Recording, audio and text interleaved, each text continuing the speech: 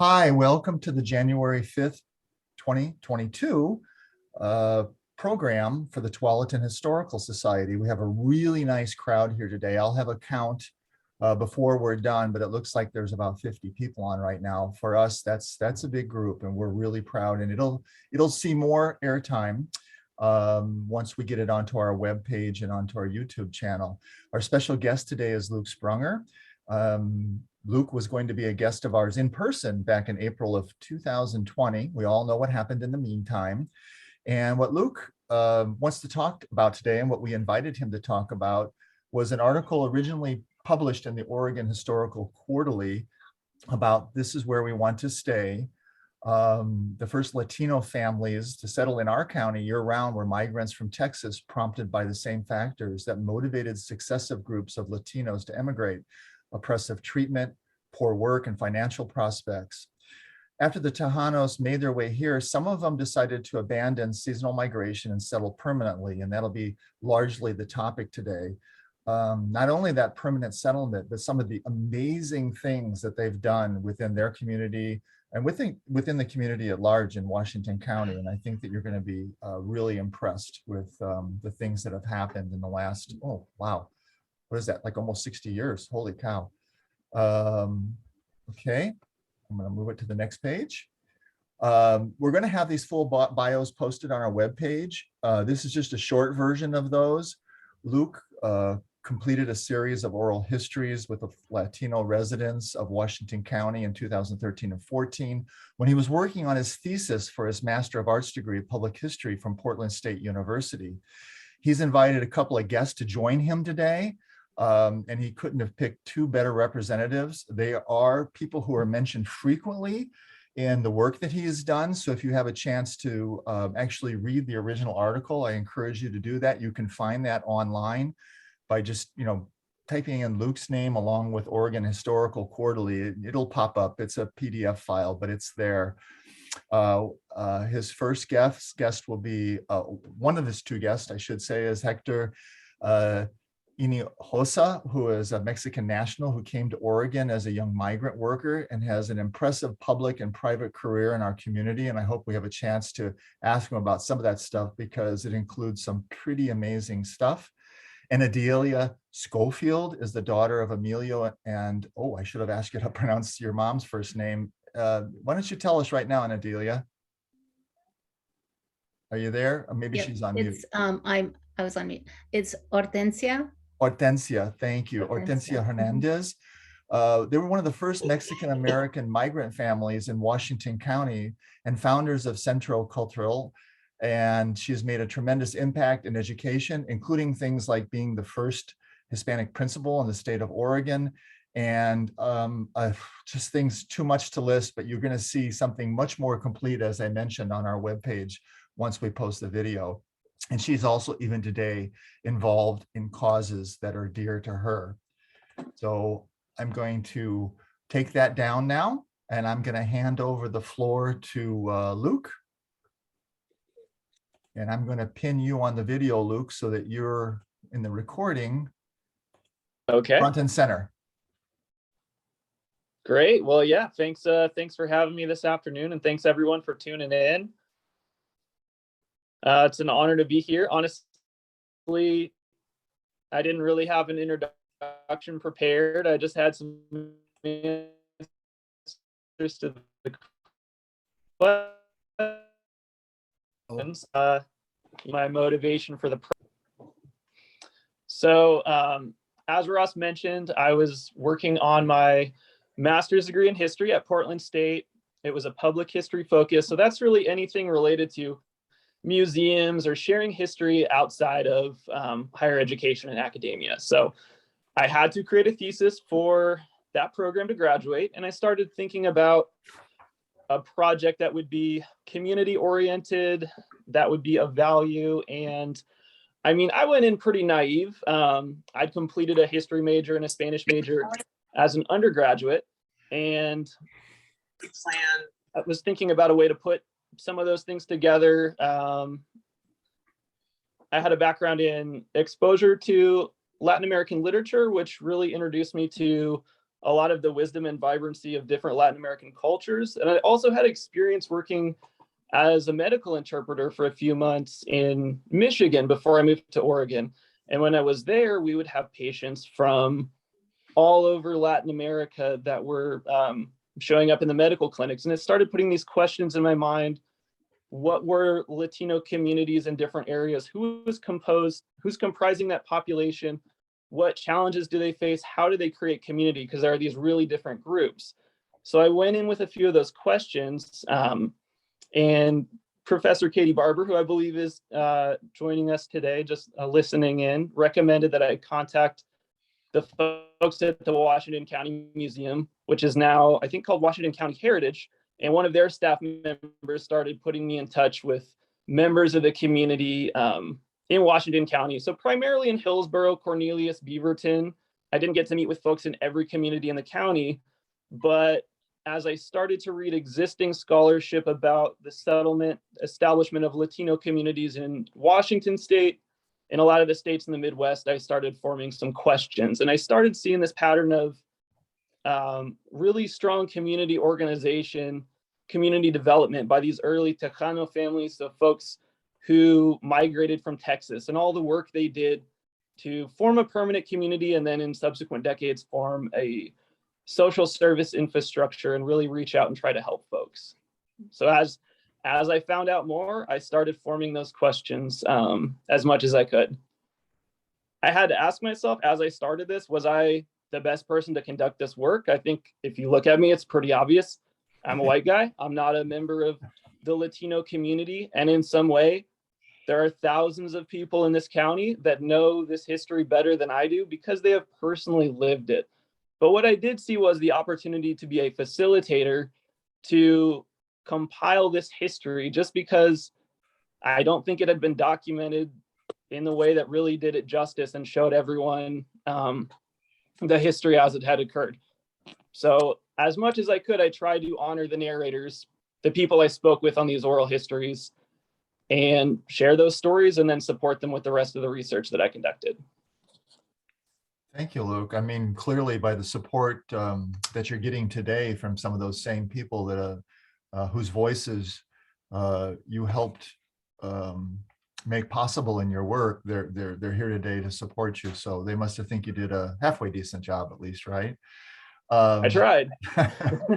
I tried, and they're here. If I get anything wrong, they can correct me. So in your work, this network building among the early Tejano families, did you have an opportunity to discover if this was unique to Washington County, or is there evidence of this in other places? Yeah, it's a really good question. And as I was conducting research of other historical scholarly works, which in the Northwest, most of it seemed like it was in Eastern Washington. And then you have primarily the Great Lakes states of the Midwest that had something comparable. And again, this was 8-9 years ago. So the field could have expanded since then, and probably did. There were instances of, community formation, evidence of clearly cultural differences between some of the groups. But I mean, what I found was it seemed like there was really an overwhelming, I guess I want to say, relative level of success in Washington County. I think I have to chalk some of that up to the values of this very small group of these early families, and just the work and the values and the beliefs of the individuals that started things in Washington County. So it's possible that there are some, and obviously, folks who arrive early on, they're going to form the beginning of a community and, welcome folks in. But it seemed like in Washington County that some of these families really did an exceptional job and went out of their way to help other people. Okay. And even in your writing, you had mentioned that you had done oral histories on more than just the, 2 or 3 people that you focused on in your writing. Mm-hmm. Were there others that that you basically just, I'm trying to make this not a yes or no question. How did you just focus on those 3 to 5 groups of people? Because there must have been a number of people to choose from in that community. What what led you to the people that you eventually focused on so deeply? Yeah, that's a great question.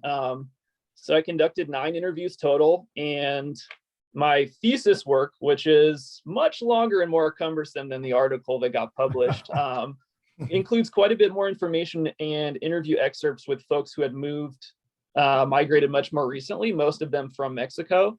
And so the thesis originally had a bit more of a compare contrast, and had some reactions from folks who had, maybe moved only a decade prior or less. And so questions posed to them were, hey, how did how was it arriving in this community? How did Centro Cultural, how did Virginia Garcia Memorial Clinic, how did these resources help you? And some folks really could speak to that. But yeah, for the purposes of getting about 30-page article published, a lot of that did not make it into the article.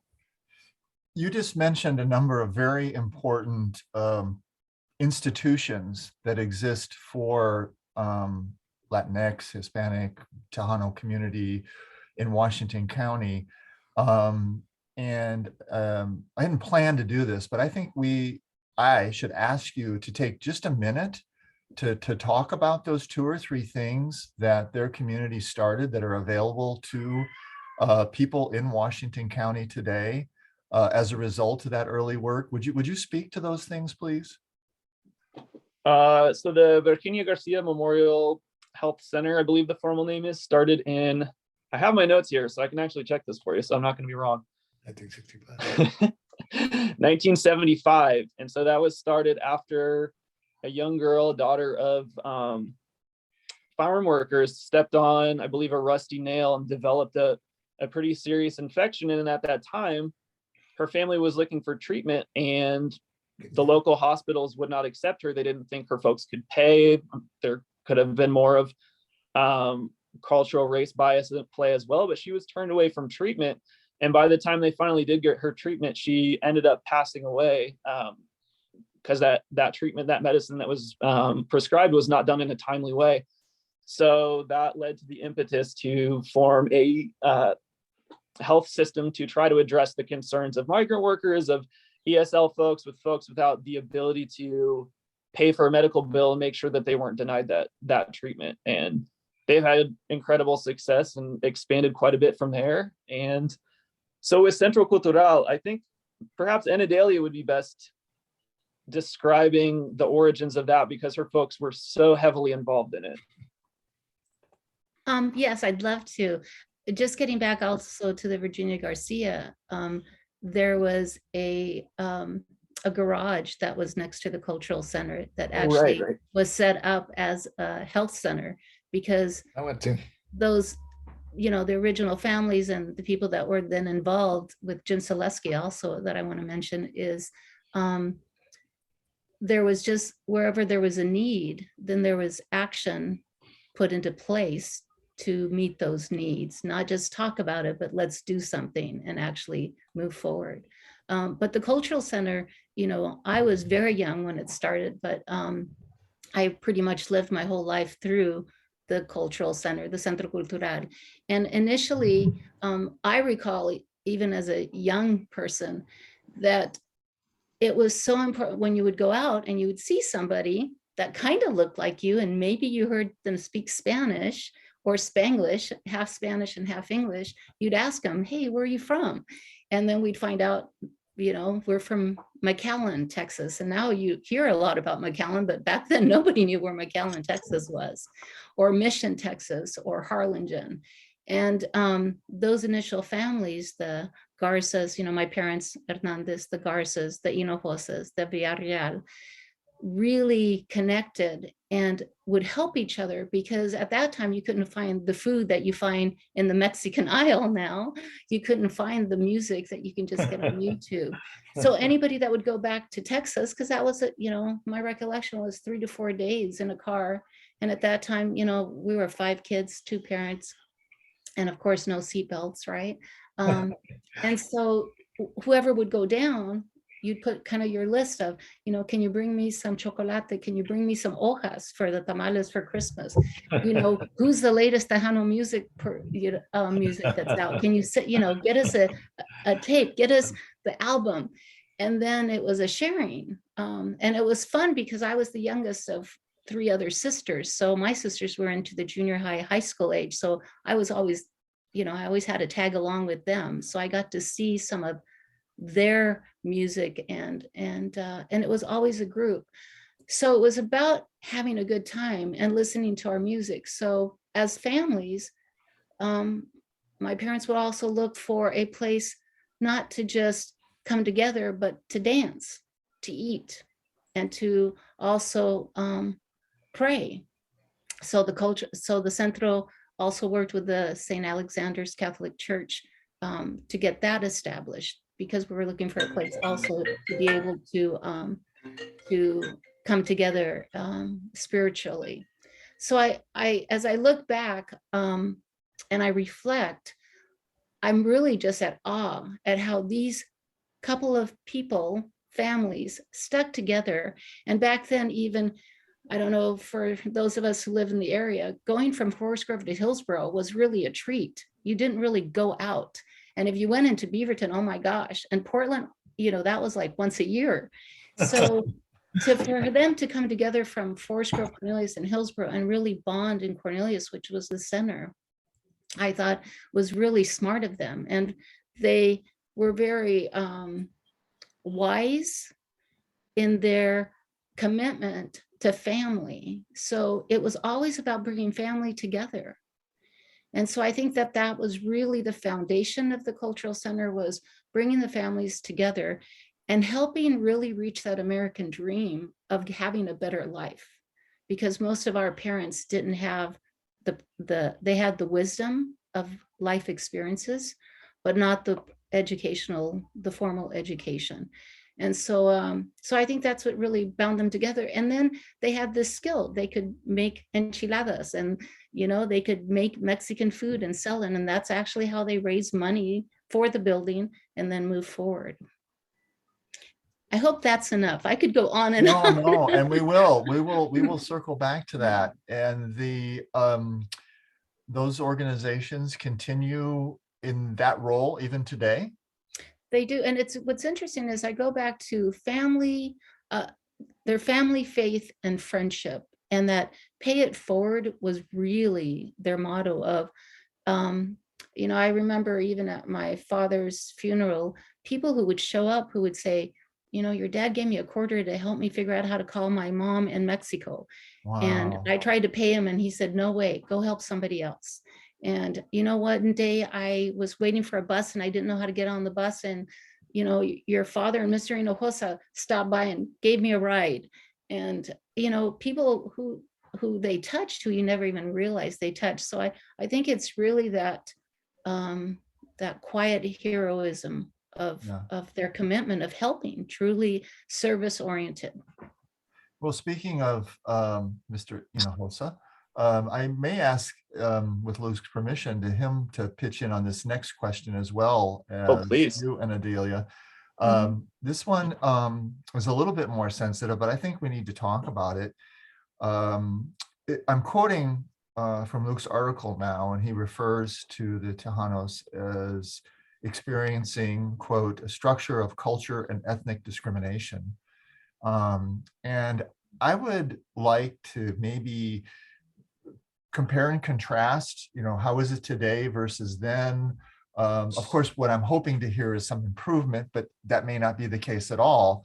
And I think we should hear about, what is 50, 60 years bias, anything.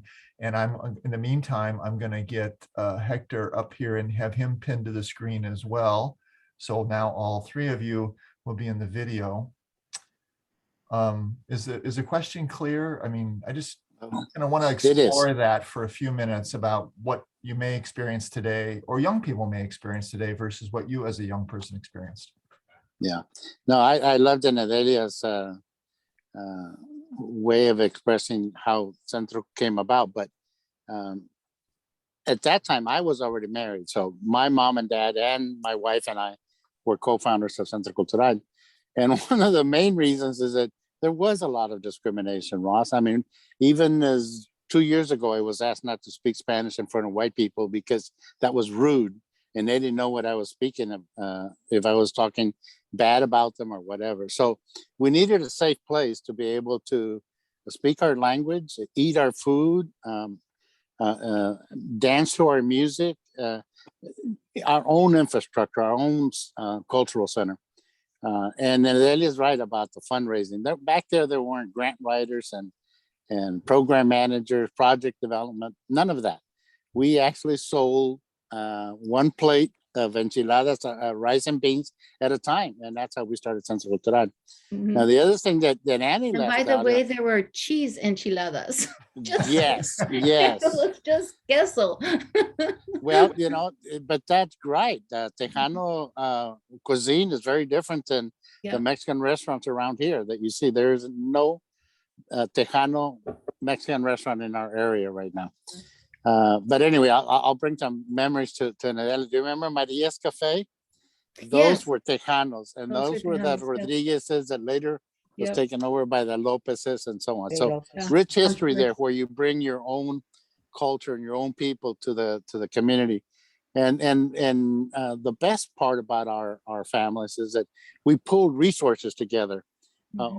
I actually have a piece of paper where Dad pledged, and I'm sure your parents did too, and Elias pledged our home for collateral for a bank loan for Centro Cultural. Of course, he never mentioned that to us, and otherwise we would have said, "No way, Dad, no way." But he did. I mean, that was a commitment our parents had to this community.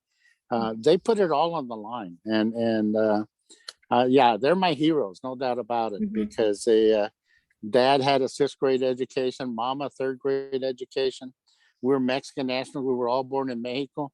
And with this group, now we're fighting social justice, which is really why Centro Cultural started. They literally called themselves Chicanos. Your mom and dad did too. It was amazing to me how to them, they were elders in our community. And as Chicano, it was a youth kind of a social justice fighting. So I refer to myself as a Chicano, Mexican American as a Chicano. And mom and dad did too. And that always threw me for a loop. But so that was it, Ross, is pulling resources together to create an infrastructure that was safe for us to be at. Today, I can tell you that a pickup with 4 white young men drive by with a big American flag flying in the back scares the heck out of me. I make sure they're completely out of sight, or that they didn't turn into the next block, because I'm going to go hide. That is true today, Ross. I mean, the fear of racism, bigotry is still there. 2 years ago, I was at a bar having a beer, and 2 white gentlemen are playing pool. One turns to the other and says, "You know what? I'm bored. Let's go kill as a Mexican or something." Oh my And I'm God. thinking, Lord, why do you put these people in front of me? My goodness, there was no way I was going to let them go out of that bar not knowing what they were going to go do. So I approached them and I said, I heard what you said, and you don't have to go very far. You got a Mexican right here. And they said, "Oh, I'm so sorry." Thank goodness for gray hair. I said, "I'm sorry, sir. I'm sorry, sir. It was just a joke." And I said, "Well, you shouldn't be laughing at the cost of other people." But at any rate, so yes, Ross, those issues are still alive today. And has it made a difference? A huge difference. People like Enedelia and myself, I mean, I can tell you, Enedelia's vocation in as administrator in education as a principal probably is the closest one that ever came in the state, for that matter, that would bring almost 100% of the parent-teacher conference attendance of the Latinos. Nobody else has been able to do that, simply because she is who she is, head of the building, and is inviting the families in the language that they know, and a member of the community. And we would get the highest turnout rate for parent-teaching conference that anybody else has in the state, to the point where she actually received the recognition at the national level. So it is amazing, the changes, and and the advances that we've been able to make. But yeah, we still have issues. And Centro Cultural is celebrating the 50th year this year, believe it or not. I don't know why Enedelia and Luke look like when I first met them, but I'm the only one developing the gray hair and getting old. I got a couple of grays in here. It's starting. Yeah, the wisdom is showing up. Yeah. Well, Hector, that provides me with a good segue. No, Enedelia, please go ahead. Well, one of the things is I want to say thank you to Luke, because he was able to give voice to those of us who didn't really have a voice, or didn't have, I don't think it's not that we didn't have a voice, but it didn't go further than our bubble. And so Luke really put it out there. So I want to say thank you to him, because he truly has put out a theme that people can talk about, and very few people know about Tejanos, which, it's always interesting, because even when I was doing my bio, Mexican American, it was like, do I say Mexican American? Do I say Latina? And it's sad that we have had so many labels put upon us, that you can't just say, look, Enedelia, tell me your story, because I'm sure everybody that's on today has a story. And Luke has brought out a story that hasn't been brought out. So I want to say thank you to him.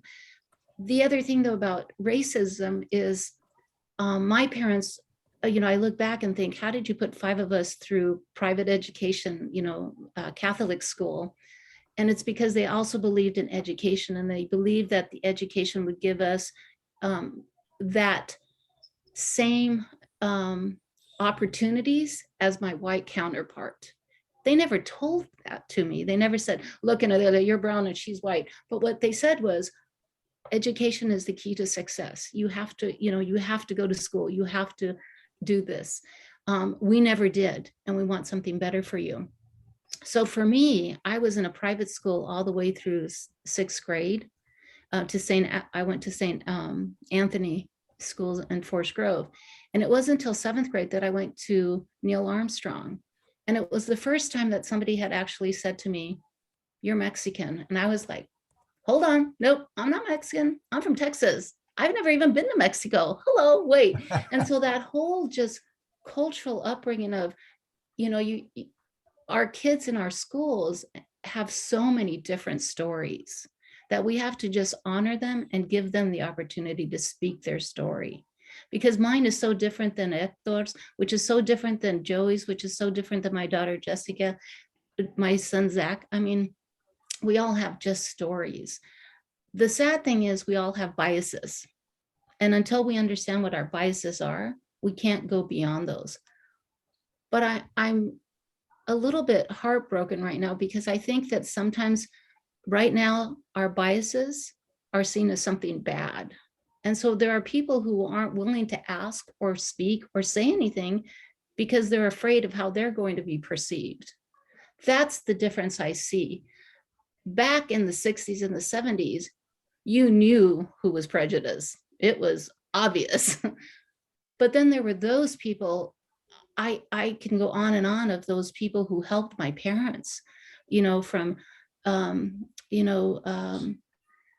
my gosh, I can start the list, but I don't want to, because I know I'll leave somebody behind. But from professors from Pacific University to dentists to, farm owners who helped my parents. They wouldn't have the house that they have, but for, people that helped them. So I think that's what's different now, is I don't see that same openness, and I don't see that same, as bad as it sounds, you don't know who is racist or not. When back there you did, you knew. Yeah. And it was easier to talk about it, because you could just say, yeah, I'm supposed to be here in this math class. Yeah, I've got the highest math score in this grade level, but I'm supposed to be here. And yeah, you changed my name to Annie, and I'm okay with Annie. But guess what? When I went to college, I couldn't get into college because they didn't think I was who I was. There was a whole documentation issue. So see, all those things, there's so many stories to just move, that people have. And Luke started that conversation. So mil gracias, Luke. Well, thank you so much for your kind words. I mean, I needed to do something to graduate, but no, it really means a lot. And I mean, to speak about my personal bias, I mean, now I conducted these interviews 9 years ago. It was a different political era. In some ways, it almost seems like a historically different social era, but I think some of the narratives that are out there that are driving people apart were definitely there then. And it was my personal bias that, you know, when you have conversations and you get to know people and you hear their individual stories, that's one of the best ways to refute some of these narratives that paint a whole group of people in a different light. When you talk to someone, you see what they experienced, what they suffered, what they achieved, and the hard work they did. When you hear bad things about a whole group, you just know it's not true. And I just think oral history, it's a great way to have folks share stories that otherwise it would be hard to get those in the historical record. But yeah, I would just like to underscore the value of having conversations. And, you know, if we have more time, I'll go over, you know, recommendations for oral history. But to anyone who's listening, just to have conversations with your neighbors, with people you work with or interact with, people in your community, and we can form community across differences when we're willing to listen and share stories. Jumping on what you just said, Luke, about the oral histories, of course, at the Tualatin Historical Society, we pride ourselves. What's your commute years? It's fun. Yeah.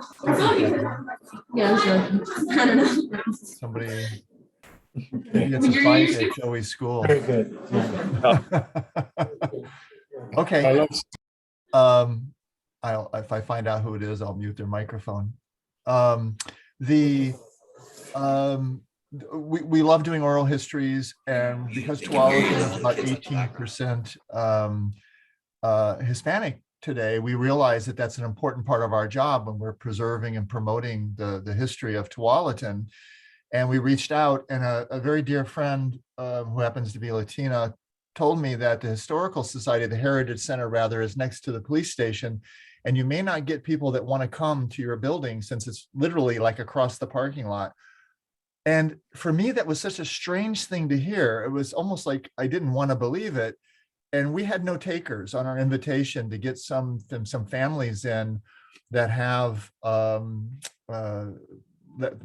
weren't white. I mean, we had a couple of Asians showed up. But when we went to Viva Tualatin, which is a celebration that the city started a couple of years ago, pre-pandemic, and we set up a trailer and we invited people in the park, we had about a dozen Hispanic families that would come in, and we have them recorded. They're on our webpage, a little plug for the Tualatin Historical Society. So it made me perhaps more sensitive than I was before. And Hector, yeah, when those guys wave their flag from a pickup truck, it makes me nervous too. So you're not the only one on that. So with that background, I wanted to circle back to Enedelia real quick and ask you about the students that you had, because I was really impressed that Hector had mentioned that you had this incredible success rate at getting parents to come to, you know, parent-teacher night. And I know that's an amazing thing, in that my sister-in-law teaches in Newburgh School District, and there are Hispanic families, and for the most part, they don't show up at all. Mm-hmm. And so for you to be able to do that, and she doesn't speak Spanish, so there's that. But these parents, when you did get them in, what was the conversation about? Was there concern about their children? Were you concerned about their children? I mean, what's going through the minds of someone trying to raise somebody in this environment today? I think, I shouldn't say I think, every parent that I know always wants the best for their child. It's just we all come at it at a different angle. And for the Hispanic families or the parents who spoke Spanish, definitely the fact that I spoke Spanish. The other thing is I live in the community, and they see me and their, church, or they're at the store. They're also looking for a better life for their child. And now even seeing like my nieces, I have a niece who graduated from Pacific University, and she's also looking for, she goes to the school looking for what is best for her child. I think what's really hard is that there's a huge respect for educators from many of the Spanish speaking families that I saw. So that respect was more of, what can I do? How can I help you? And if you would say, jump 3 times and do a circle, they would do it because they respect you and they think that you know everything. And I always felt like my job was really to empower them to have their own voice. So when they'd come to the school to say, here's what you need to ask, what is it that you're looking for? Here's something that you could ask, and really bring them back to the teacher so that they would have that conversation. Yeah. And I think, what Hector was saying also about having, and you were also referring to it, Ross, is we can't do what we continue to do with our society changing the way it is. So we keep having these, back to school nights when maybe it is the potlucks, the get-togethers, the whatever. It has to be a little bit different so that there is a feeling of community. And so I think that's, the scheduling, that always bothered me, because many of the Spanish-speaking families had jobs that really didn't have a schedule. And so then to schedule them at 1 o'clock to come in for their parent-teacher conference, I always was like, oh my gosh, like, no, like have it open if they pop in. And guess what? That parent, we wait in hours right now with COVID, that they could wait a half hour for their next, for their time with the teachers. So Amazing. I think, your question of what is it that worked, or what is it that they came looking for, is what all parents are looking for, the best education for their child. And the fact that they can come into a school where somebody speaks Spanish, looks like them, but even then, I talking about racism, I grew up in Forest Grove, and if I went across the street, Pacific University, in that area, they thought I was Hawaiian because I was at Pacific. But if I went to this side of the street, they were like, what are you? And if I went a little bit further, it was all the St. Anthony, and it was like, oh, you're the Catholic girl. So again, it's how we perceive and what we think. So really letting the parent tell you what they're looking for, but having an environment that's open so that they can come. Wise word. The other thing is, I really believe that it's educating and empowering the children, because my father, bless his heart, and my mother, again, they didn't have, the formal education.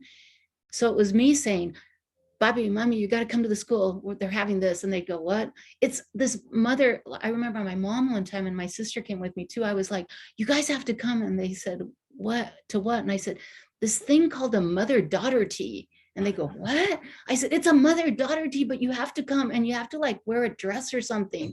And I remember sitting at Neil Armstrong, and we're all sitting there, but my mother would have never shown up, but for me saying, you have to be there with me, because that's what they expect here at this school, and you have to come. So I think it's also helping our students learn, and that they can advocate for themselves. And that if they see something, that they can invite their parents to come. Because I know that I put my parents in situations and first times for them. They never had some opportunities, but for me, bringing them to it. And that's something we have to remember, is even Joey has some opportunities. My kids have opportunities that I didn't have. This whole Zoom thing, they're, aces at it, and I'm still trying to figure it out. My first PowerPoint presentation was by my daughter, Jessica, when she was in 3rd grade. So, we always have to remember that our kids are valuable, and they can really teach us something and bring us along. Absolutely. Hector, your microphone's muted. I think you wanted to add something. Yes, real quick. I know we got to get to Q&A here, but I wanted to mention to Enedelia that I was working at Forest Grove High School back in the day when your mom and dad were actually the first group of trainees for the parent, Concilio de Padres, which today is Parent Advisory Council Yes. PACs. And we have those in most schools today. Yeah. But yes, I remember your mom and dad there with, Yeah. back then was Armstrong was a superintendent, Gary Yeah. Lucas was the assistant superintendent, and I was the go-between because I Yeah. was inside the system. Yeah. And Sonny Montes and Arturo Yeah. Cortez were with your dad, mentoring him and saying, tell him this, tell him that, Yeah. you know, Mhm. whatever. So today, so even that model, today we have PACs throughout the school district in Mhm. all the different schools, and it's a big help. Mhm. And then this is the last thing I want to say, Luke, because I do want to be positive, but we can't get away with what's happening. In 2016, Forest Grove High School, one of the students posted a sign that says "Build a wall," and of course Trump had just been elected, and so the students just went crazy, and they did a walkout. Hill High joined them. Mhm. Beaverton, 21 schools ended up joining, doing a walkout days before graduation in June of 2016. And so anybody that wants can Google that, and you'll still find all of that information there. Not much has changed from those walkouts that says we need help. We're experiencing racism, bigotry, and we need help. Mhm. So not much has changed. We're talking about 2016. 21 schools walked out claiming discrimination and bigotry in their schools. So I do want to share that. Invite anybody who wants to be an ally if you need help. We're still working at it. We still have low educational rates in our community. Political influence and representation is low. Social justice issues, housing, healthcare. Virginia Garcia is doing a fantastic job with over 50,000 appointments, encounters per year, but we're still not hitting the target. 25% of Latinos still don't have health care. So we need help. We continue our work and invite any of you young people to join in and pick up a cause. We need lots of help in all of our areas. So back to you, Ross. Sorry about that. Yeah. No, that's great. In fact, I have a question, but I have a last question for Luke before we go to the Q&A. But I got to sneak in one question to you because you mentioned something earlier about there being no Tejano Mexican restaurant in the area. Do you mean that Tejano Mexican that they own it, or that type of food? And because there's a second question there, is there some kind of special food for Tejanos that I don't know about? Is it Yes, you're talking there about is. owners or the food? It's the food. It's about the Okay, food. then I gotta know what is Yeah. what's the difference? But Well, it's more it's a Mex-Tex food. Yeah. So cheese enchiladas is probably a good example of most Tejanos will eat cheese enchiladas. Okay. And that's instead of, and here I say chicken. In Spanish, there's no hard CH. So you hear a lot of people say chicken. I like some chicken and some chocolate. It's not that they don't know how to speak. It's because in Spanish, we don't have that sound. So it really is a sound we have to learn. But that would be an example. I think our salsas are different. yes, absolutely. The mole has chocolate and peanut butter, where some of the others are more chile colorado, the red chili. Chile colorado, So, yeah. So yeah, the spices are different, and we mixed in, hamburger is we do a lot with hamburger into the Mexican menu as well. So huevos rancheros are different. We don't put a tortilla underneath the eggs. I don't know where that came from, but yeah, that's what I eat when I go for huevos rancheros now, with a tortilla on the bottom. So yeah, Tex-Mex, the language is different. The food is different. The music and dancing is different.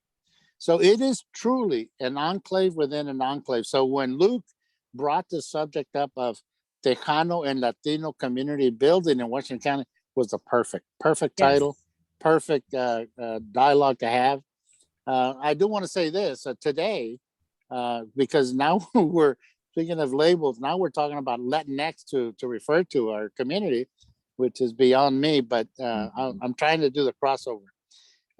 But 85% of the Latinos are of Mexican descent. So the other 15% are the Latinos that we're talking about that are starting to become part of our community. So Luke, your title was right on, but Mhm. we're still only talking about 15% of Latinos versus 85% of Mexican descent. Of that, 65% are US born. So those would be the Mexican Americans. And so, yeah, our culture is changing as well. And like I said, to today, Latinx is what's on the radar. And I don't know how we're going to adjust to that, but we're working on it. Thank you. Thank you for that. And I'm going to have to Google that whole food thing. Although the cheese enchiladas sounds like our place, since we have 3 of my adult children are vegetarians. So we have a lot of cheese enchiladas around here. There we go.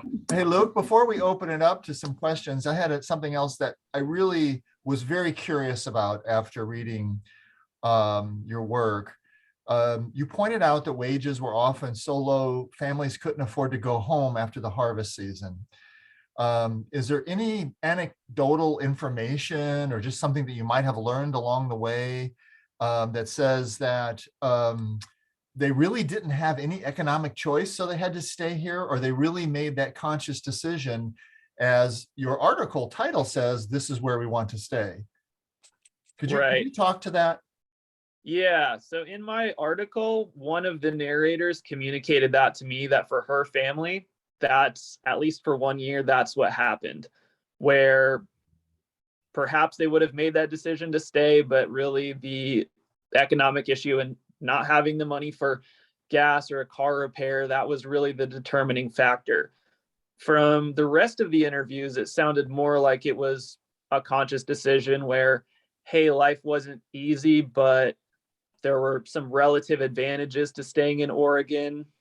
Could be particular, like wage opportunity, could be the kids were in school and they just said, hey, no more disruptions, please, can we make this work? So a combination of factors. It sounds like for most folks, it was, they made that choice and it wasn't just running out of money, but that wasn't always true. Okay, Hector wants to add something there. Yeah, that actually came from the interview that he did with me, and that's how our discussion with mom and dad was. Crops are over; it's time to go home. And we 3 brothers stood up and said, "No, we want to stay here." And so they were like, we can't leave without you guys." We said, "Well, then we're staying here."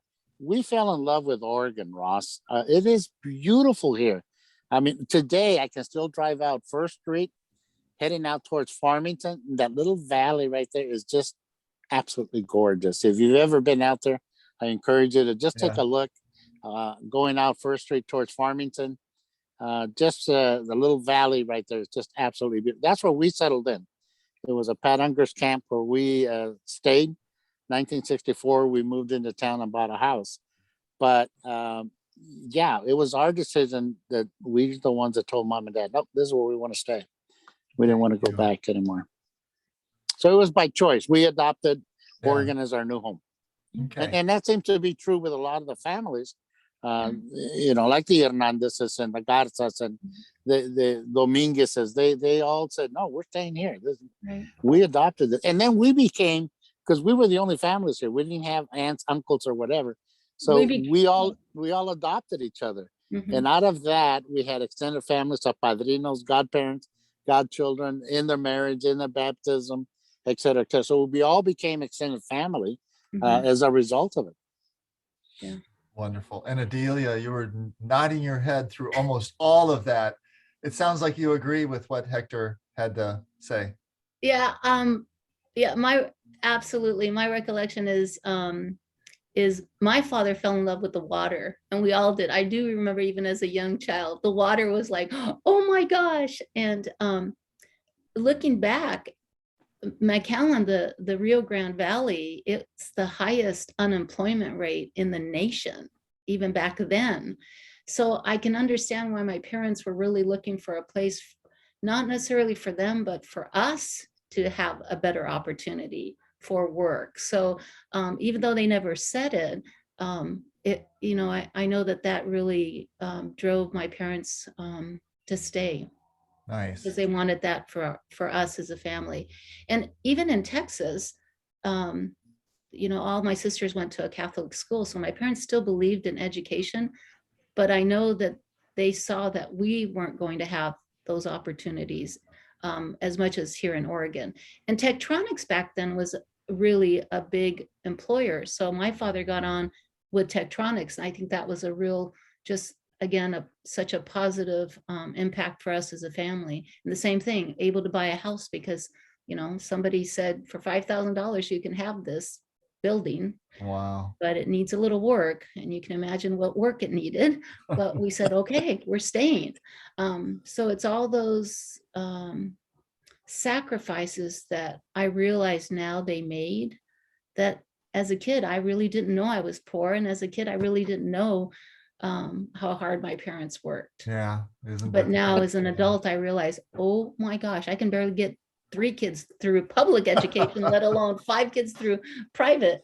So it was, and it is beautiful here when you come from the Rio Grande Valley where it's dry and hot. It's beautiful in Christmas, but most of the time it's hot. And, As I unpin everybody's pictures here so that we have a larger group all in the video, that everyone will be back in the video. I want to invite, before we open the questions, we have a couple of questions in the chat room already. I want to invite Betsy Roof from the city of Tualatin to make a quick comment, because we have, she's in charge of community outreach here in town, and don't be fooled by her German last name. She is going to talk about a program that we have here in Tualatin, and then we're going to answer some of your questions real quick. Thanks, Ross. Yes, thank you. Thanks, Ross. So I'll only be like 60 seconds. I talk fast like a true Latina. So my name is Betsy Rodriguez Roof, and my dad is also Tejano. So I feel very much at home with all your conversations. I grew up in Oregon, in Salem. So thank you so much for making me feel at home with everything you guys are sharing. And as a Latina and being bilingual, I work for the city of Tualatin in the city manager's office, and we have a large focus on the Latino community. That's where Viva Tualatin came from. And we have a group called Tualatinos. So get it, Tualatinos. And so we meet once a month. We have not been meeting for the past 6 months because of COVID, but we should be starting to meet again soon. And it's a group that I run in Spanish, and it's super informal, and all we do is we just connect and share resources and just like share our stories and try to connect and empower the Latino community in Tualatin. And I'm so thankful that the city of Tualatin has put a large focus on that work here in the Latino community in Tualatin. So I'll share my contact information, and I would love to connect with you guys, maybe have you come to the group. It's such an awesome group with an awesome story. So thank you. Thanks, Ross. Thanks, Betsy. I would love to help out, Betsy. So anything I can do. Is it okay if I forward, Betsy, your contact information? Yes. Por favor. Ditto. Yes, please. Yeah. All right. I'll take care of that. By getting the question, I'm going to get the questions started. Think of your questions. Let me read one that we have here from Kipperlin's iPhone. I don't know who Kipperlin is, but they can, maybe if they're still here, speak up. I want to thank Hector for inviting me to join this wonderful conversation. How do we line our local culture amongst our city's leaders to cultivate true equity and inclusion? That's one of 2 questions from Kipperlin, who I don't know who Kipperlin is. So that, I think that question's for you, Hector. How do we get the city leaders involved? Kip, are you still on? I am. Yeah. I'm sorry that I'm not visually available today, but Hector, thank you for inviting me to this conversation. It's really enlightening. I've had the opportunity to work with Hector for a couple of years now in the city of Hillsborough. And we specifically have worked on the Hillsborough Wishing Tree together that's located in the front of Washington County's courthouse.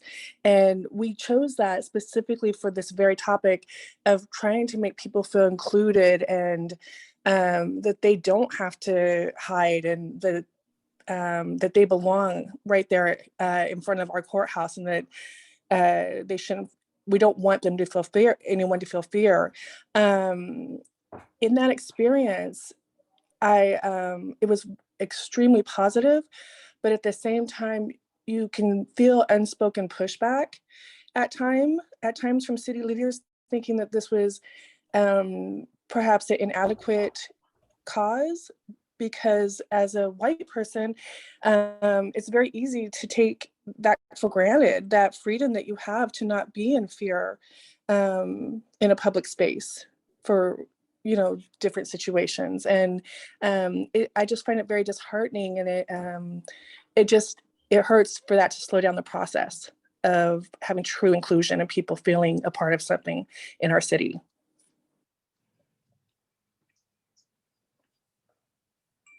Yeah, the wishing tree was a concept that Kimberly brought to the table that allowed people to express in writing, you know, in private, and then hang it up there on the tree, and then people can just read it.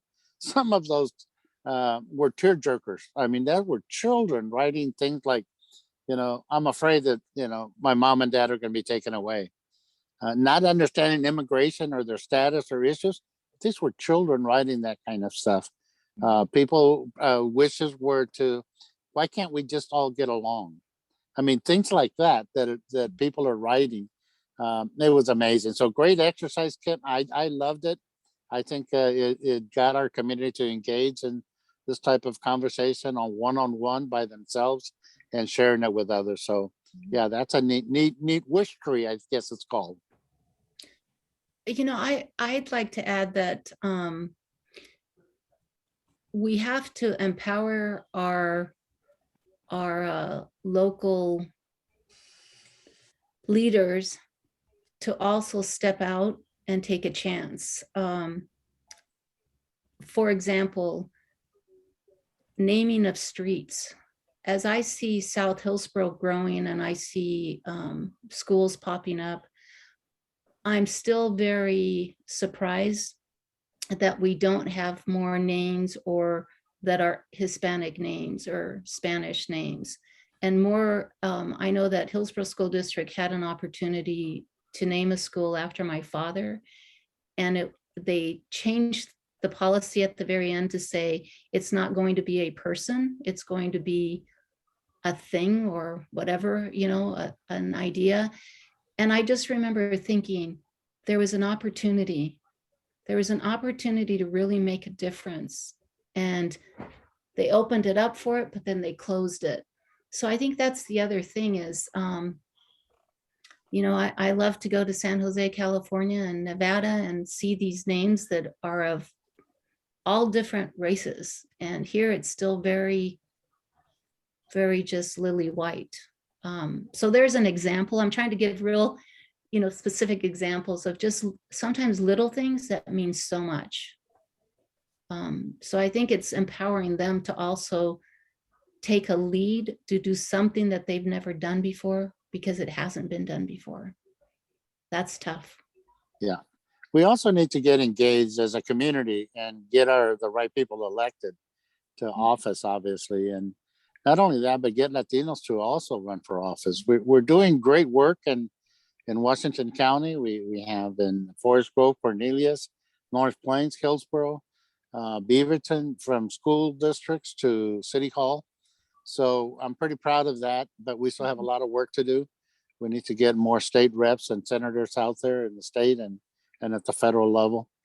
And we need that access. We lack political capital. Mm-hmm. Thank you. Let's give the people who've been listening so intently an opportunity to ask anyone a question. Luke or Hector or Enedelia, somebody from the group.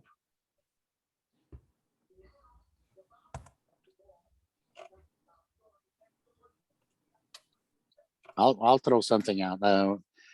Probably the biggest words that you hear is DEI, diversity, equity, and inclusion, and people are still looking for what that means. And you know, I don't want to be sarcastic, but go to the Webster's Dictionary, find out what it means, and then let's get on with the discussion.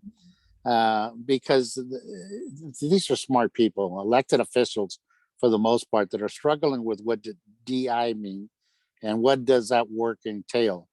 And it's just so obvious. Let's just say the county sheriff's department or the city police department. Look around, and your officers don't represent the community that the taxpayers. How's that?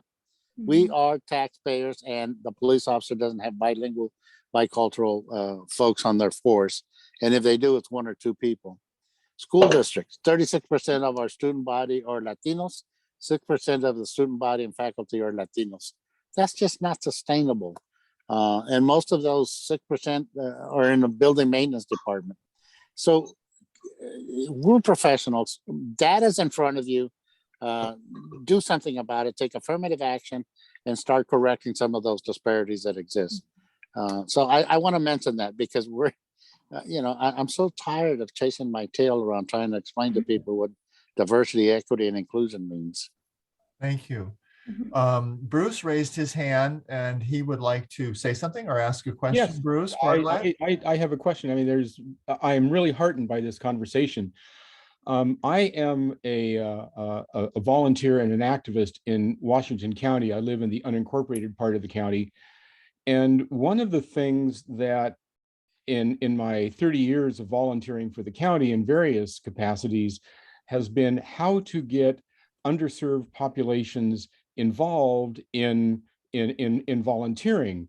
And Enedelia's comment that educators are respected, and by virtue of having an educator make an invitation, it was very successful in getting that involvement. I'm wondering how Tualatin must have wrestled with this issue of how do we get a representative set of people volunteering or involved. And I'm wondering what has been successful in what offer is made to get Mexican, Vietnamese, Syrian, whoever, families involved in community affairs. Is there something that's been done that's effective? Betsy, are you still here with us? Yes. Can you speak to that? Yes. So I am a huge advocate for incentives and for compensating the community. That is a battle that most folks that work in community engagement try to advocate for. And so with that said, we're not there yet, but we're working on it. But there are organizations that are including that into their budget. At the very beginning, right now, there's a organization called the Coalition of Communities in Color that they have a $3,000 incentive for participation. And so those kinds of things, I will definitely help advocate big time, because the Latino community is, especially during COVID, has been pressed for their capacity. Everybody wants to, we call it check-witty, check them off. Oh, I checked with the Latino community.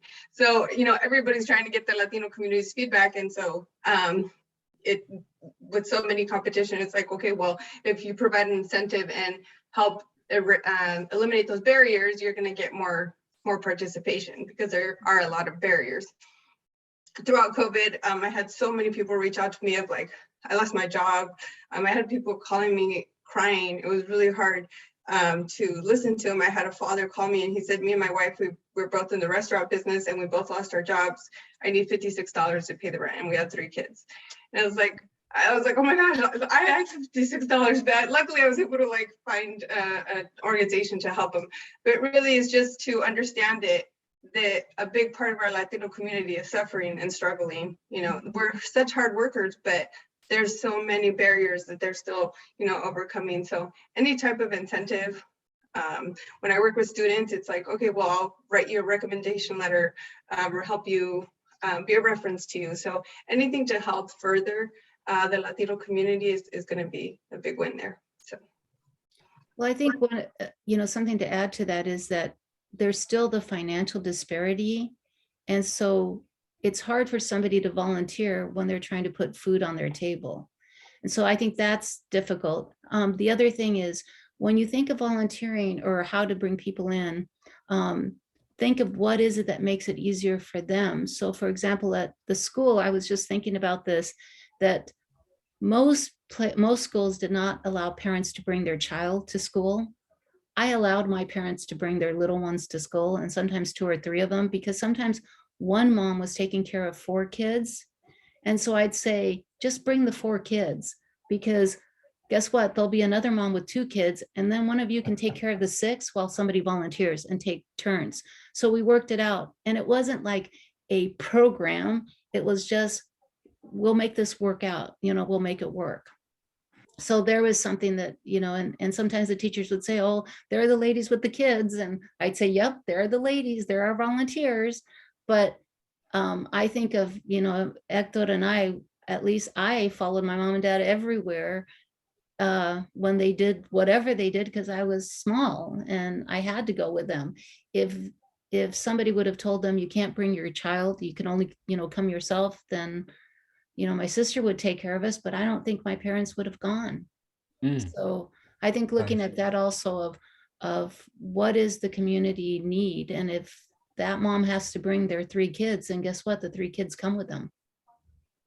Yeah, thank you. I agree. Bruce, you've done a lot of DEI work, and one of the definitions of DEI is being culturally specific in your approach. And if you don't like the outcome, change your approach until you find a space that works for like Enedelia just described, and that'll work for you as well. And it may mean incentives that were mentioned. I know that I did an event with Bienestar a couple of months ago, and all of a sudden I received a check in the mail for $200 stipend. I thought, how cool! They really did appreciate my presence. So I thought that was kind of cool. I really appreciated that. So yeah, that worked. I'll be back whenever they want me. That's for sure. Thank you. Roland Herrera has his hand up. He wants to ask a question, and Luke, I'm going to put you on notice, because before we finish here today, I want you to make a final statement too. Okay, but we're going to go ahead with Roland. That sounds good. Okay, Roland. Thank you very much. First of all, thank you to Luke, Enedelia, and my good friend Hector. I listening to the Tejano experience, I had the similar, everything the same. I mean, and I actually played music in the 60s with Lupe Rajara from your area. Yeah, okay. The 60s. But anyway. So I was probably the one dancing with the white little boots. That's right. Yeah, I was called that one. Yeah, well, I was there. I was a young man, but this is incredible listening to these stories, and I can totally relate to the food stuff. We didn't have now you see Mexican stores everywhere. I remember in the 60s, my brother would say, we have a little Mexican section, and the dogs had a whole aisle, he'd say. But we used to notice that everything has changed. But I really appreciate this, and I really didn't have a question, but I mean, I just want to totally relate to you. And as far as engagement, I'm a city councilor in Kaiser, which is kind of not exactly it's a very conservative community. And what I've done over the years, and this is my 8th year, by the way, in elected office, what I've done is I've changed approach like over and over. We have food, and I'm working on babysitting, because those are things they'd interpret the Latino community as not caring because they were always working. They couldn't make the meetings. Dad comes home, mom's got to go to the burger place and work or whatever. So that was interpreted as not caring or don't having time. But we've quickly changed that. We do our broadcast in Spanish. A lot of stuff has come along. And as far as engagement goes, we've been working on community engagement for the young lady from Tualatin. I would like to, talk with her sometime. But I appreciate everybody listening to some of this history, because it's not told. We do have a historical society in Woodburn. My dad had the first Spanish broadcast in Oregon in 1964. My brother was also the first student vice president of the University of Oregon back when Hector and I were over there in the 70s. But so there's a lot of history here, and I really appreciate everybody listening and tuning into this. It's very important that we don't forget our history. Gracias por todo lo que has hecho, Enedelia and Hector Hinojosa. We had lunch back in the 70s before I met up with them again last year. Yeah. and thank you for the invite. Gracias a todos. I'm Roland Herrera on the City Council of Kaiser. Contact me anytime you want. I'm ready to help in any way I can. I've been making 5 trips to Newburgh, and that's what I tell people: get involved, show up. You can pretend to care, but you can't pretend to show up. Gracias. I have to run to my next Zoom. Okay. Gracias. Gracias, Orlando. Gracias, Orlando. Is there another question that we might have from the audience before I hand the closure over to Luke? while you're maybe thinking about, oh, John's got his hand up. Hey, John, go ahead. Hi, first I wanted to thank Hector for inviting me. This is very enlightening. I'm from Southern California. So many of the things you're talking about, I have a strange feeling because when I was playing softball down there, most of my friends and my teammates were Hispanic. So I don't have the same experience, but one of the things we talk about community and education, but one thing that's been on my mind is the media. The local media influenced by the national media. Specifically, there's a show on one of the local stations that continually refers to immigrants as COVID-ridden and, criminals. But then at the same point, it was a couple of weeks ago, this particular newscaster went to talk to her sister Pimentel down at the border, and she kept saying that they were human beings, but there's still this message, this subtle message of racism, of COVID-ridden illegals. And I work with immigrants, but over in Philadelphia, I do it remotely. And for me, that's another thing we need to kind of focus on too, is like how is our media kind of perpetuating a lot of this subtle racism? That's just a question. I'm just kind of wondering what we can do here locally. Hi, John. I'm glad you joined us. Thank yeah, you. one of the things that I'd like to suggest is whatever media you're referring to is that we really need to do sort of a focus on what it is that they're reporting. We did that with the Oregonian, for example. At Centro Cultural, we formed a group, a focus group, and we asked the Oregonian to go through and wherever a Hispanic name, Spanish surname showed up in their articles, what was it associated to? And we gave them several things to pick from. Law enforcement, DUIs usually, stealing, nothing about music, nothing about art, nothing about poetry. There was nothing positive that was being reported about our communities. And so most of the media reporting had to do with bad news, how bad citizens we are in our area. So when you see that type of media, they're not being obviously fair and balanced. So I want to offer you that, and I thank you for bringing up the subject. Media does influence the way we think in our community, and we need to hold them accountable, making sure that they're reporting, that they're doing their diversity, equity, and inclusion work as well. Thank you for bringing it up. And I'd just like to jump in informally where, I don't have a great solution for countering a narrative that's in the media on a large level, but I think those of us who, if we consider ourselves allies or just people who have compassion, that there are times where you're going to hear those comments repeated in your personal life and figure out, you have to push back, but figure out what's a way to say, hey, like, I don't accept that, and I don't think that's true, and here's why.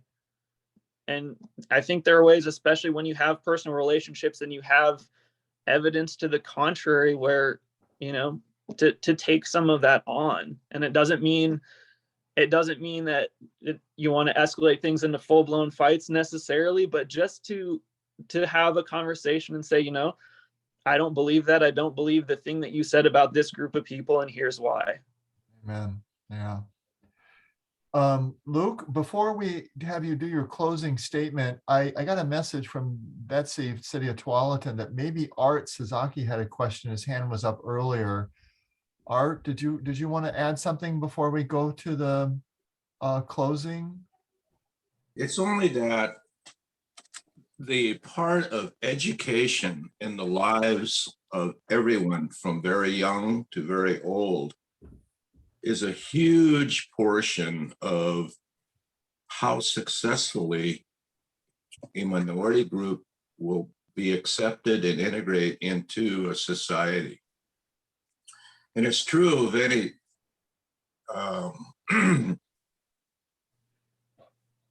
I'll say nationality rather than ethnic group, because growing up in the 50s and 60s, if you look at the list of honor roll on the high school level, it was largely Japanese American, the bigger half. Following the Korean War, shortly thereafter, you saw a lot of Korean names. Following the Vietnam War, there were a lot of Nguyens. And now there's a lot of Hispanics. Education is key to any integration and success of a group of people in society. And so I encourage anybody who is connected with education, and I applaud the efforts of the formal part of enabling a kid to succeed. And if you looked at Historical Society and the number of people who are here today that have a background in education, it's gigantic. And it's to the credit of the Historical Society that we have Jack Broom's scholarship. But the key to education is the key to anything to build on. And it's just that, it's a building process. And it doesn't have to be formalized, but it is the best avenue for that to occur. It's just a plug for education. I'd Thank like you. to add to that, that what Luke said about the ally, I think has to be in partnership with that. Because sometimes I feel like for my successes, there are 10 people of Tejano background that didn't make it. I just happen to have the allies and the support of people through my career. So I think that mentoring component to it is also super important, because we can't expect our kids of color to go through college and then they don't have, I just heard somebody the other day say to me, it's not what you know, Enedelia, it's who you know. And I really reflected on that and said, that is true, because it's who we knew that helped me onto the next step, because I didn't know how to get to the next step.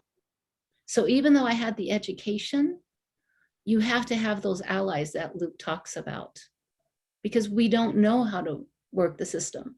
Maybe I could have been the next president of the United States if I would have had somebody who mentored me to move on with my law degree and my education. So I think that's, if anything, I would ask you to do this is mentor one person to get ahead in whatever background you have. If it's engineering, help that kid that wants to be an engineer to say, hey buddy, I'll help you. If it's marketing, help that Latina that's graduating to say, I'll help you in marketing. Because we still don't have those people that we know that can help us. So what we don't know, we don't know. I hope that makes sense, that it truly is education, but it has to be with an ally. It has to be somebody that helps you, and also somebody that says, why did you ask her for ID when you didn't ask all the other white girls that came in? Yeah. Yeah. That's the next part that we have to ask. Because sometimes I didn't even know I was being discriminated until my friend would look at me and go, wow, why they say that to you? They never say that to me when I come here. Yeah, thank you, Enedelia. Betsy, maybe we can talk offline. I'm not sure if there is such a mentoring program available in Tualatin or not, but I think that's something that the Historical Society could certainly get behind and support through our scholarship. A number of our annual scholarship winners have been Hispanic, and we're very proud of the record that we have in reaching out to groups of to seek out diversity and who that scholarship is awarded to. And I'm sure there's something that the city and the Historical Society can do together, as we always do. Luke, I'm going to hand it over to you. This is a hard act to follow. It is. Could you make some closing comments for us? Yeah, happy to. Yeah, so thanks again, everyone, for being here, tuning in. I think I got a couple of questions in the direct chat just to me. I'm going to try to respond to those here, but if I don't for some reason or you don't see them, just go ahead and contact Ross, or I think my email is just directly in the event announcement that was sent out by email. So he can put you in touch with me if you can't find my email address and you want to follow up about anything. Just some thoughts about, Ross, when you were talking about oral history and having trouble finding participants to conduct interviews with. And that's any oral history project, you really have to find out what the need is and make sure that people feel comfortable and that they feel protected. When I conducted some of the oral history interviews, some people wanted to use a pseudonym, and some of this was because they were worried about discrimination on an ethnic level. There were some people worried about class exploitation at work, that if they complained and told the truth about their work conditions, that might get back around and they'd get let go. So some people have some vulnerabilities. And I think I mentioned in my thesis work, maybe not so much in the article just due to space, but there are folks that I was trying to schedule an interview with, but because they were so busy, they had a kid get sick and be in the hospital, they had, 2 parents working, and they just didn't have time. So even as we work on collecting the stories, it's important to acknowledge, hey, there are some of the voices that we wanted to represent with these interviews, but here's why they might not be here. But I mean, as much as possible, yeah, try to do that work, figure out what might be a barrier to somebody participating. And in that sense, to reach out to local people who are prominent in the community, museum professionals, professors, people who have done this research, and just ask for some ways to, hey, how can I demonstrate trust with the people that I'm looking to communicate with? How can I make them feel that their stories are honored and protected? Because oral history, it's a very different relationship than what happens in journalism. And I think some people are concerned if they sit down for an interview, the person talking with them is going to look for them to screw up and say, oh, gotcha, I'm gonna use that against you. And that's really not what Right. my understanding of oral history is at all. It is allowing them to speak to the broader truth of what they're saying, Right. and really protecting and honoring the people that you speak with. Good point. And I'd like to add that Luke really made me feel super comfortable in just having a conversation. So it didn't come across to me like an interview. It came across as he was genuinely interested in what I had to offer, and it was a conversation. So that, I think, is important. Well, thanks. I'm glad to hear that it went well. And I think, okay, to add on that, with all of the interviews I conducted, I had a conversation with everyone beforehand that was at least a half hour, if not quite a bit longer. So it was really the second conversation. So we'd already had that chance to sit down, make sure it was clear what we wanted to cover in the interview. And I think with everyone, I sent out questions in advance too. Is it okay if we talk about these things? Are there subjects that you just don't want to discuss? And then even after the interview was done, sending them the audio file, sending them the transcript, making sure I didn't get anything wrong. If there was something they don't want shared, and it's usually relatively minor to understanding the scope of that history, it can be taken out of the transcript. So all of those things are really important to making people feel respected and that they can better trust the interview process. And one more thing too is, yeah, with anyone conducting oral history interviews, if it's folks outside of other organizations other than Tualatin that might be listening, it's really important to try to find an organization that's going to host that transcript and that audio, the audio file. So Washington County Heritage, I know most, if not all of those interviews are still up on their website, that the transcript, if not the audio as well, you can go and search those. So to make sure that it has that public value and that the public can access these things is it's really important to helping share that information. Yeah, just real quickly, you're absolutely right, Luke. And for us in Washington County, the new name for our Washington County Museum is Five Oaks. They've just changed the name and the okay. organizational structure and leadership. And they have gone back to our roots, to the local tribe in our area that settled here. And the village that they were at, the camp, was called Five Oaks. And so they've changed their name to Five Oaks Museum for Washington County. I'm glad to hear it. Okay. Luke, thank you so much for that cup of coffee that we eventually had together and pulling this together. This is wonderful. I want to encourage those that are still with us, and most are. A couple had to leave, and they left some notes thanking all you, Luke, and Enedelia and Hector. Read the biographies of the people who are our guests today. I mean, Luke is impressive because of his studies and because he has his own company now and all that kind of stuff. But Enedelia and Hector, what they've accomplished in their lives is just simply amazing. And when it's on our webpage, I was so afraid to edit it because there's so much that they've done. And it's so humbling to see what they've accomplished. Also, I would like to say to Hector and Enedelia that I'm kind of in love with both of you guys.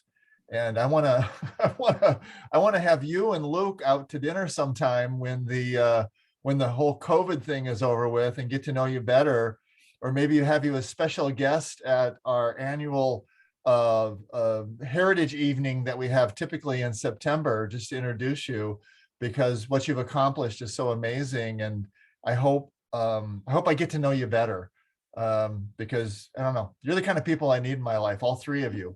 And thank you, Ross. Yes, thank you. Ditto. I just feel so happy after doing this. So I think that's it. I'm going to end the recording. The way Zoom works, it usually takes about an hour or two for it to, whatever it crunches the video, and it creates something that I can post to the webpage. I hear my granddaughter, and maybe you heard her in the background too, crying. So I might tend to that for a while, but I'll get this up on our webpage. Okay. Ross, I do have a question. Some people have texted me about getting Luke's, or I guess to Luke, your the quarterly article that they tried to get onto the Oregon Historical Society and they can't find it. Would you like me to email that to you directly? That would be great. I don't know. I can send it to you and to Hector. I got a PDF of it. I don't have a problem getting it, but maybe because I'm a member. And then I don't know. I can forward it to the people that had requested. Okay, let me write it down before I forget it. The quarterly, and I'll send it to you and, well, Luke obviously has it, and Hector. I think I'm okay. Yeah. And I'll get it to you. Okay. Okay, perfect. Thank you. And then you sorry about the interruption. Is that okay to do that, Luke? Is that allowed? Am I allowed to do that? Oh, to send the link to my article? Yeah. Is that where we're? Oh, of course. No, yes, I'm gonna send the whole PDF to them so they have the whole thing. Please do. Yeah. Okay. And if anyone is interested in my thesis work, which is a lot less fun to read because it's longer, there's no pictures. There's a link to that as well. So I can either send that to Ross, or he can provide you my contact information, and I can send that along. Yeah, and Luke has actually Google his name. He's done some other stuff which I didn't bring up today, but there's some things like, and I think this happened to you,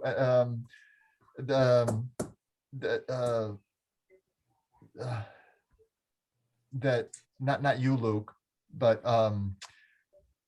Miss Schofield, that Enedelia, when she was younger, the newscasters came to her neighborhood. Yeah, to our house. Because you were the first Hispanic family of Tejano, whatever, in your neighborhood, and you thought that was interesting. But what they ended up doing was interviewing the white people to find out how they felt about a person of color living next to them. Yeah, we didn't bring that up, and it wasn't the purpose of today's meeting. But if you read some of Luke's other works, there's some things out there that it's sobering. Okay, let's just Okay. Yep. Luke, you're a pal. I appreciate it. Thank you so much. Thank you both. You all. Thanks Hector. Thanks Enedelia for being here. Shameless plug folks needing historic preservation, archival consulting, whether that's for an organization or for your family history, just get in touch with me and I'll be happy to look at helping you out. But that being said, yeah, thanks again, everyone. And this was a fun conversation. And Ross, when it's safe, we'll definitely take you up on dinner. Yes, absolutely. Count Sounds good. me in. Yeah. Like us Yeah. on Facebook. Bye-bye. Adios.